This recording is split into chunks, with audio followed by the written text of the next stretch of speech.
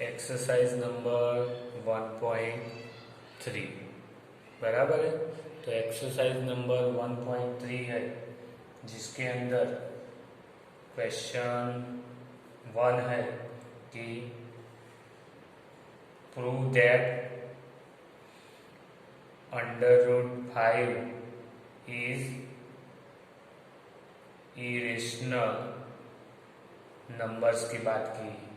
अगर इसको √5 को हमको इरेशनल नंबर एज्यूम करना है तो पहले उल्टा एज्यूम करते हैं। Let us assume that √5 is rational. अगर रेशनल नंबर है तो आपको पता है सो √5 P बाई क्यू फॉर्म हम लिखते हैं तो ए बाई बी होता है। और here A and B is coprime integer. बराबर है कि नहीं? तो ए बाई बी फॉर्म में लिखा उसका। अब स्क्वेरिंग करेंगे उसका। स्क्वेरिंग बोथ साइड तो क्या आएगा? √5 का स्क्वायर ए बाई बी का होल स्क्वायर। तो आपको क्या मिलेगा? 5/a² बाय b² मिलेगा। तो a² इज इक्वल टू क्या आएगा? 5b²। तो इसका मतलब क्या हुआ? a² का एक फैक्टर 5 है क्योंकि उसके अंदर 5 आता है। तो हम उससे भी बोल सकते हैं कि so that 5 is factor of a² है। And since 5 is also factor of a, जिसके लिए आपको थियरम 1.3 यूज किया है। बराबर है? तो इसका मतलब 5 ए का फैक्टर हो गया। अब हम दूसरा कुछ एज्यूम करते हैं कि let a is equal to 5c, क्योंकि a के अंदर 5 तो आता है लेकिन 5 के साथ दूसरा कोई भी फैक्टर हो सकता है। तो 5c लिया और c इज क्या है? एनी कोई इंटीजर है। बराबर है? तो उसका मतलब हुआ, अब स्क्वेयरिंग करते हैं तो a² is equal to 5c का भी होल स्क्वायर। तो a² is equal to 25c² हुआ। अब a² की जगह पे 5b में रख सकता हूँ इधर। तो 5b² is equal to 25c²। आ गया? तो उसका मतलब हुआ, अभी देखो b² इज इक्वल टू क्या ले सकता हूँ? 5 उस साइड जाएगा तो 25/5c²। तो b² इज इक्वल टू 5 कटेगा तो 5c² आया। तो इस तरह से उसको भी ले सकता हूँ। So that 5 is factor of b²। And since 5 is factor of b, theorem 1.3 से। इसका मतलब b का एक फैक्टर 5 है, a का भी एक फैक्टर आपको 5 मिला। बराबर है कि? तो क्या बोल सकता हूँ? a and b have common factor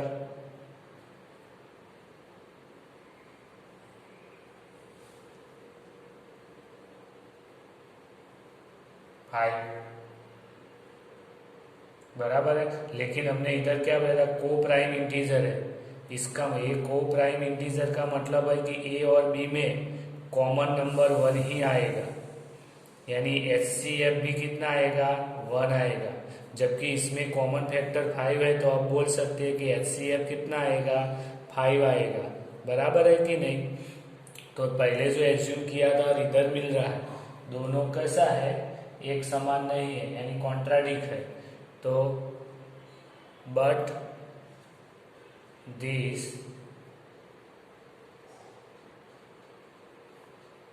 contradicts the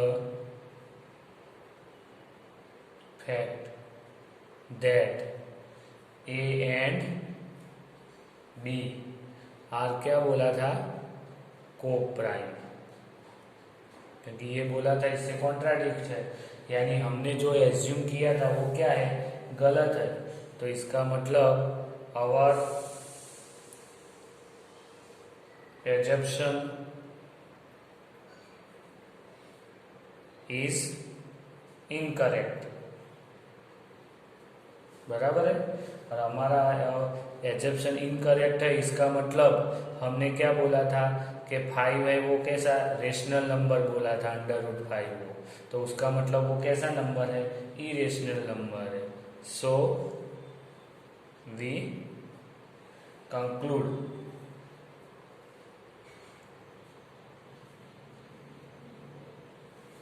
so we conclude that √5 is irrational। हो गया। तो ये पहला क्वेश्चन था, क्वेश्चन नंबर 1 एक्सरसाइज 1.3 का। इस तरह से आप एक्स्ट्रा आपको सॉल्व एग्जाम्पल में है कि √5 इज इरेशनल, या आपको बोला है √3, तो जहां जहां ये √5 लिखा है वहां कहीं आपको √2 और √3 लेके ही करना है। पूरी मेथड ये लिखना भी पूरा सेम टू सेम आएगा। इधर 5 का स्क्वायर 25 होता है, तो अगर 2 आएगा तो 2 का स्क्वायर 4 आएगा, और उस तरह से करना है। ये भी IMP ही है, बराबर है। ये √2 आता है, √3 आता है, या √5 भी आता है, बराबर है। तो इस तरह से ही करना है उसको। 2 जिसके आपको बोला है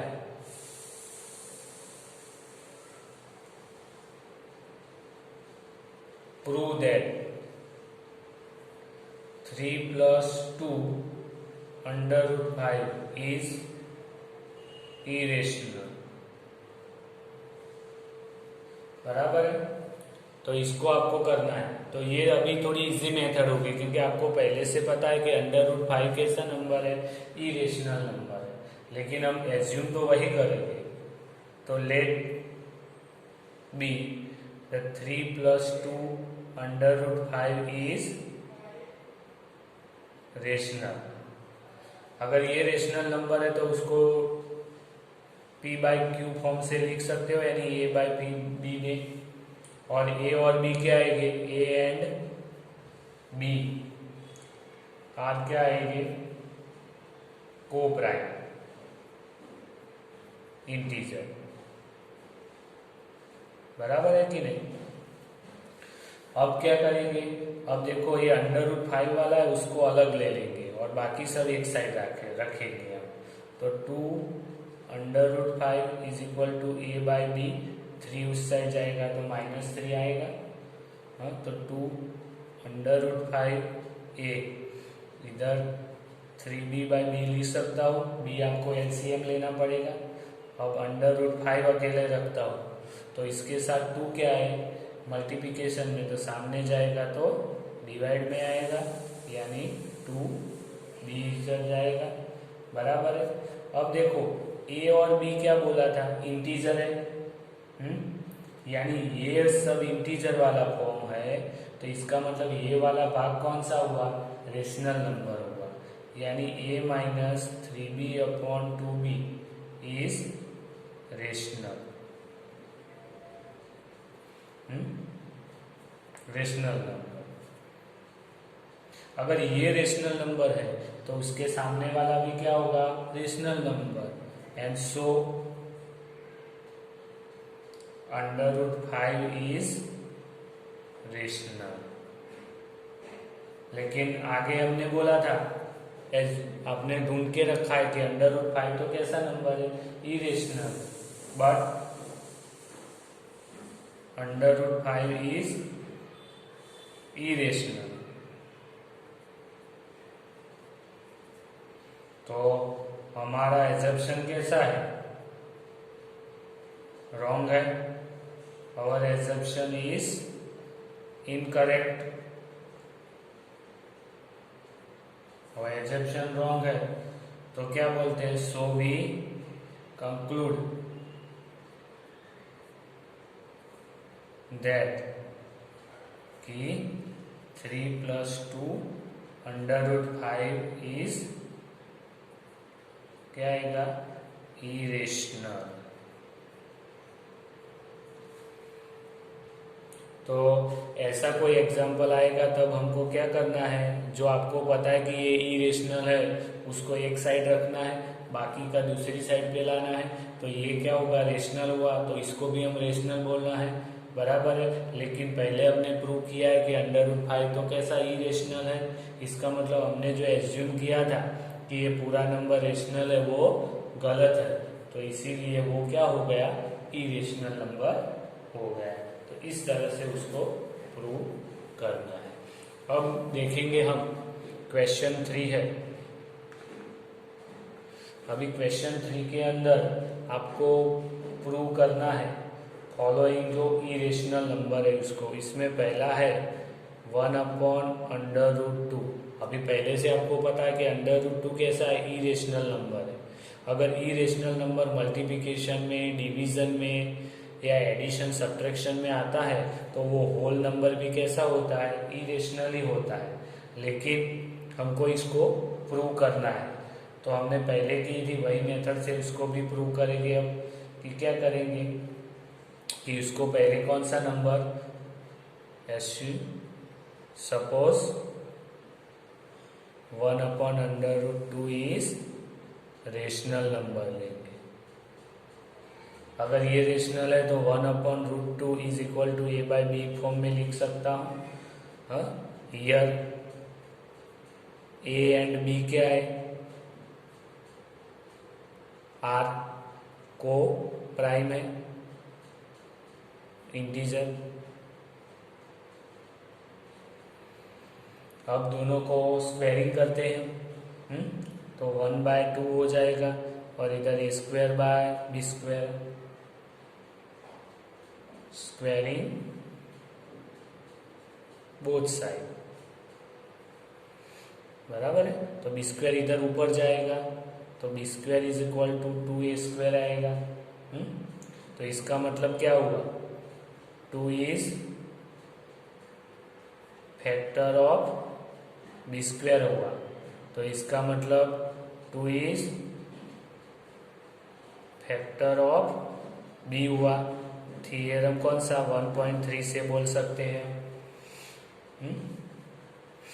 तो इसका मतलब b का एक फैक्टर 2 है, तो लेट मैं दूसरा कुछ एज्यूम करता हूँ, let b is equal to 2c लेता हूँ।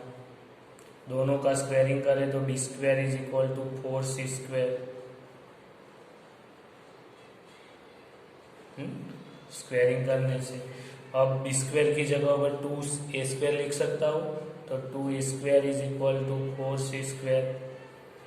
तो a² is equal to 4/2c²। ये 2 मल्टीप्लिकेशन में गया तो सामने डिवीजन में, तो a² इज इक्वल टू क्या आएगा, 2c² आएगा। तो 2 इज क्या आया, फैक्टर ऑफ a² आया, तो 2 is also factor of a। कौन सा थियरम, 1.3 से बोल सकता हूं मैं, बराबर है कि नहीं। तो इसका मतलब a और b का कॉमन फैक्टर कौन सा है, तो A and B have common factor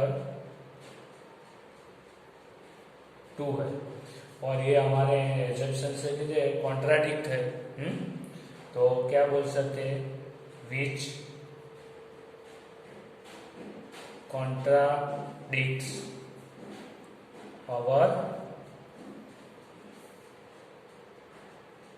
assumption।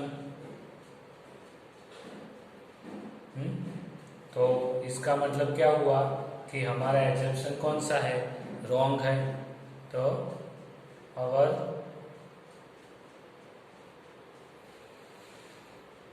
assumption is incorrect. तो इसका मतलब करेक्ट क्या हुआ, हमने क्या एज्यूम किया था कि वो रेशनल है, तो अब इसका वो ये रॉन्ग हो गया, तो इसका मतलब अब क्या होगा, तो इसका मतलब 1/2। तो इसके ऊपर से हमने क्या कंक्लूड किया, तो we conclude that 1/√2 is irrational. बराबर है कि नहीं। अब उसके बाद है क्वेश्चन नंबर 2 है उसका 7/5। तो इसको भी वही करेंगे हम, क्या करेंगे कि सपोज 7/5 इज रेशनल। अभी ये रेशनल है तो 7/5 इज इक्वल टू a/b लिख सकता हूँ। a एंड b क्या हो गए, आर को प्राइम इंटीजर। अब दोनों का हम इसके अंदर से अब क्या करेंगे, √5 इधर रखेंगे तो बाकी का वो अगली साइड, तो a/7 मल्टीप्लीकेशन में तो सामने जाएगा, तो डिवीजन में तो 7b आएगा। बराबर है कि नहीं। अब आपको पता है ये पूरा टर्म कौन सा है, तो रेशनल है, यानी a/7/b is rational, so √5 is also rational. लेकिन ये तो पूरा गलत है क्योंकि अवर एजम्पशन इज क्या हो गया, इज इनकरेक्ट। क्यों, तो आपको पता है कि √5 तो कैसा नंबर है, इरेशनल नंबर है। तो आवर एजम्पशन इज इनकरेक्ट हो गया। तो इसके ऊपर से भी कंक्लूड हमने क्या किया, कंक्लूजन, तो we conclude that 7/5 is irrational.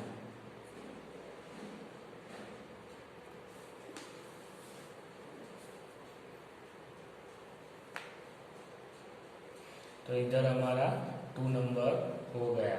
और इसी तरह से 3rd नंबर वाला भी आपको इस तरह से ही करना है। ये 2 की जैसे ही 3rd नंबर वाला कौन सा है, तो 6 +